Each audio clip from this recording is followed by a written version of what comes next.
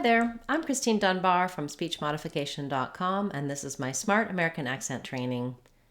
In this video, we'll look at the difference between the words quartz and quartz, and we'll look at the words quarter and quarter to talk about different ways you can correctly pronounce these words. So first of all, looking at quartz and quartz, the only difference between the pronunciation of these two words is that in quartz, we have the k and w sounds together.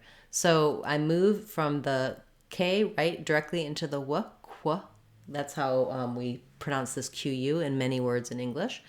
You can build that from the w sound by saying war, quar, quartz, or warts, quartz. And then when I'm saying quartz, I just have the k sound, the k, and the or together, core, quartz. Both of them, even though this is spelled with the letter Z, it has the s sound that we make with the letter S in quartz.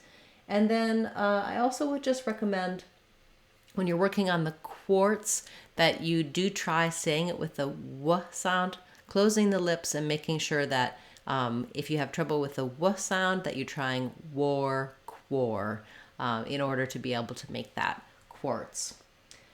Then I do talk about quarter in more detail in another video. It's just like quartz in the beginning. It has quar in the first syllable. Then my T sounds more like a D. It's a flap, quarter, quarter. However, in the other video, I don't mention that many native speakers, rather than being very strict on saying quarter with a w sound, they may say quarter. For example, I can say it's a quarter of an hour, or please give me a quarter. I can also just say it's a quarter of that'll be a quarter of an hour. I need a quarter.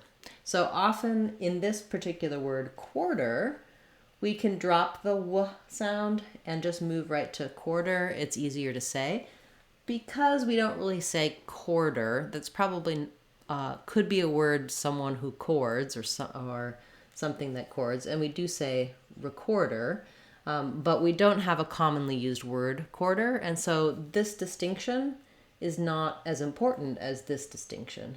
In quartz and quartz, if I said this as quartz, it would sound strange. Although I will say that sometimes if we're saying I need a quart of milk, I need a quart of milk, that w sound is not always super strong.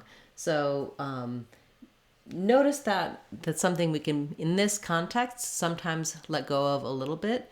In a word like question or quint, we're going to really need that w to be plenty strong because question or kint sounds very different. In quarter versus quarter, it's very hard to hear that difference, not so strong.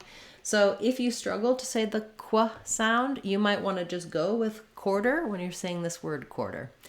Thank you for the suggestion. It's a great idea to talk about quartz and quartz and quarter, just because these are common words that can be challenging due to the sounds in them. I'll be back again tomorrow with another word of the day, and Saturday we'll have our live question and answer class. You can attend, put your questions in the chat, and I'll answer them for you live. Thanks so much for watching this video, for liking and sharing and commenting. All of those things are helping the channel to grow, and I truly appreciate your support.